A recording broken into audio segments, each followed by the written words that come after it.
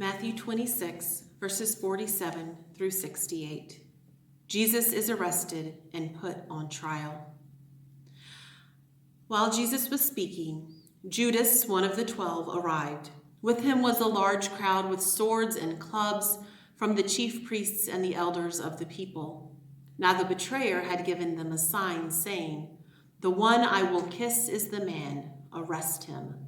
At once he came up to Jesus and said, "Greetings, Rabbi," and kissed him. Jesus said to him, "Friend, do what you are here to do."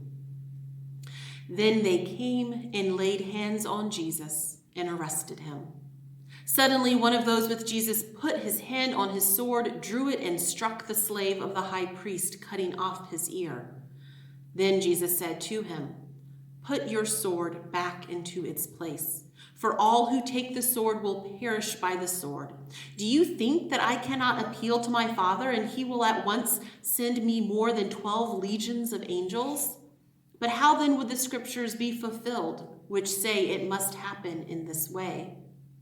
At that hour, Jesus said to the crowds, "Have you come out with swords and clubs to arrest me as though I were a bandit?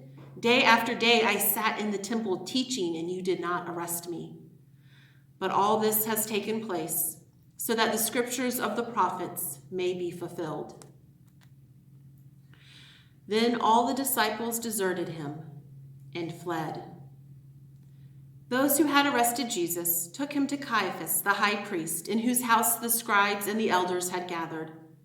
But Peter was following him at a distance, as far as the courtyard of the high priest, and going inside, he sat with the guards in order to see how this would end.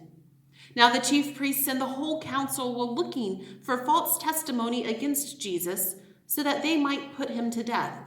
But they found none, though many false witnesses came forward. At last 2 came forward and said, "This fellow said, 'I am able to destroy the temple of God and to build it in 3 days.'" The high priest stood up and said, "Have you no answer?